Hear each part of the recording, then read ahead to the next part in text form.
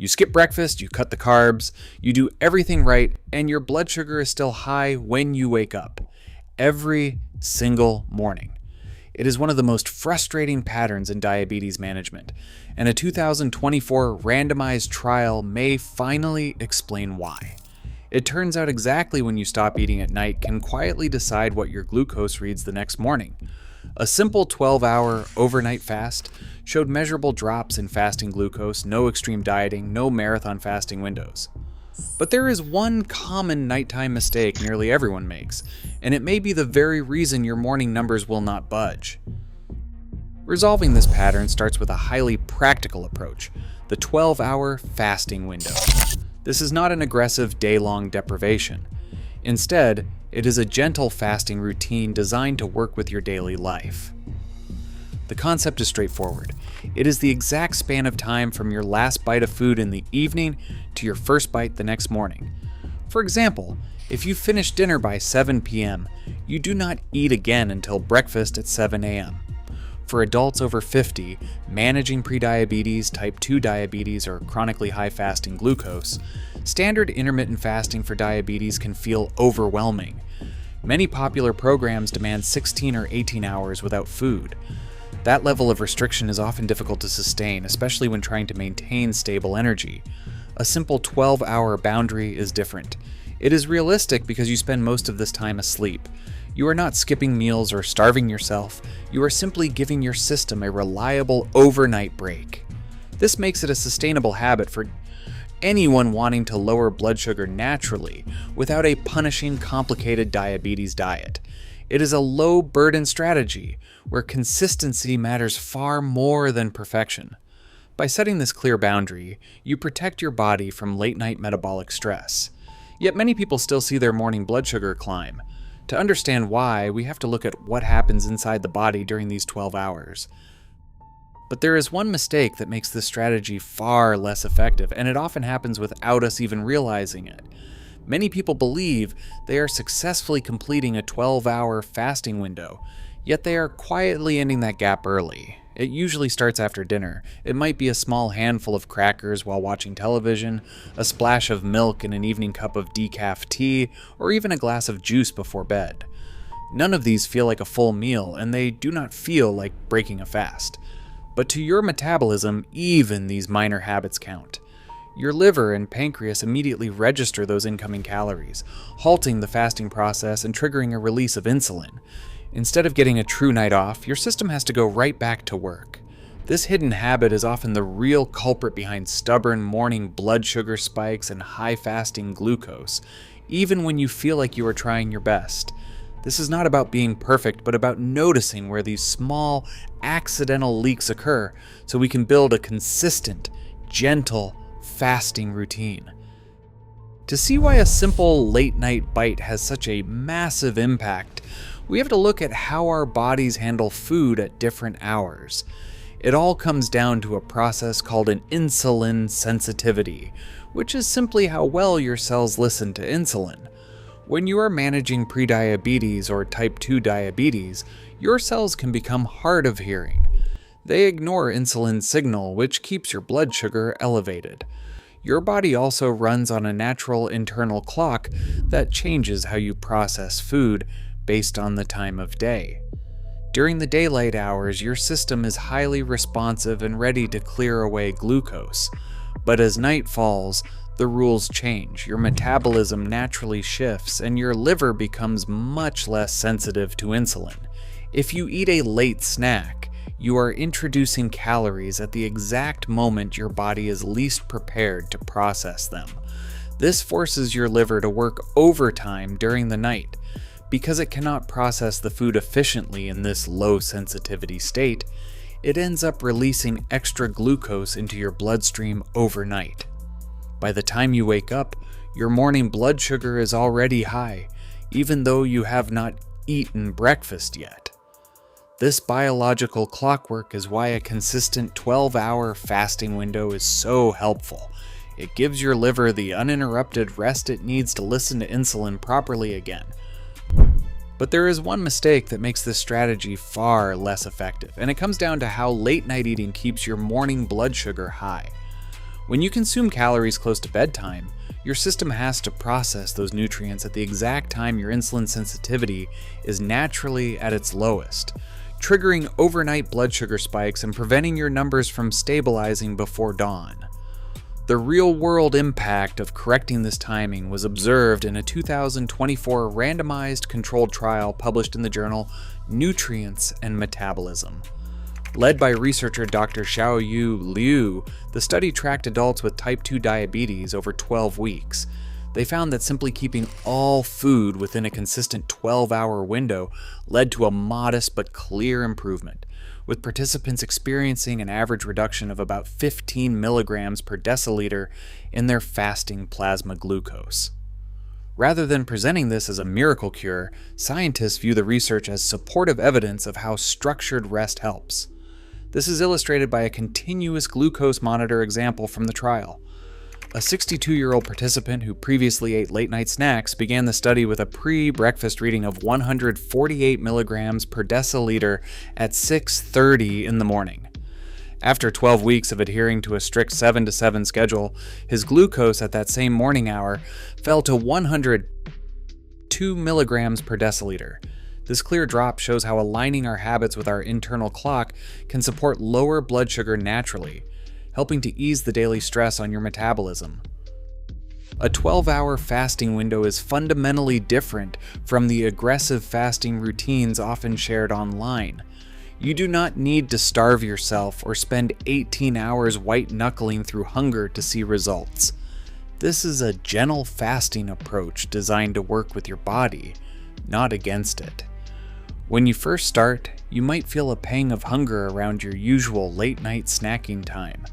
This is entirely normal. It is not a sign that the plan is failing or that your body is starving. It is simply your habit-driven brain reacting to a change in routine. Often drinking a glass of water, having a cup of unsweetened herbal tea, or simply brushing your teeth is enough to signal that the kitchen is closed for the night. If you take medication for prediabetes or type 2 diabetes, you might wonder if this overnight gap is safe. If you are on metformin, this is a very different conversation than if you take insulin. Metformin works primarily by helping your liver manage its glucose release, meaning the risk of a dangerous blood sugar drop is extremely low. While you should always talk to your healthcare provider, adopting a 12-hour fasting window is a practical, sustainable step that most adults can discuss without the worry of severe low blood sugar.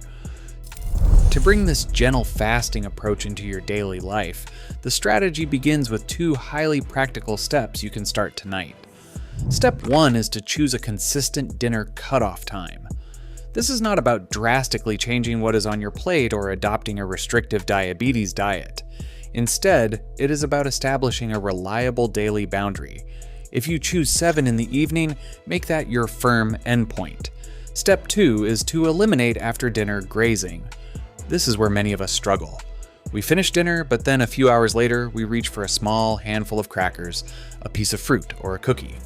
These small additions might seem harmless, but they immediately trigger insulin release and disrupt your body's overnight rest, causing morning blood sugar spikes. Consider the experience of Maria, a 62-year-old managing type 2 diabetes on metformin. For years, Maria believed her high fasting glucose was a morning problem. To fix it, she routinely skipped breakfast, yet her morning blood sugar remained high, with her daily averages hovering around 138 milligrams per deciliter. She did not realize her issue actually began the night before. Maria regularly ate dinner late, around 8:30, and followed it with a 10 o'clock cookie. Once she stopped skipping breakfast and instead focused on a hard 7:30 dinner cutoff, her numbers shifted. Within 30 days, her morning reading stabilized at 112 milligrams per deciliter, and her A1C dropped from 7.2 to 6.8%. This was not about eating perfectly, it was about the power of small, repeated changes. Number 17, meatloaf with tomato glaze and green beans. How you break your 12-hour fast is just as important as when you start it. When the morning arrives and your overnight fasting window closes, Step 3 is to prioritize a protein-first breakfast. Many traditional breakfast foods like cereal, toast, bagels, or orange juice are loaded with refined carbohydrates. Eating these first thing in the morning can trigger sudden blood sugar spikes, immediately undoing the steady restorative work your liver completed overnight while you slept. Instead, starting your day with high-quality protein helps keep your glucose stable.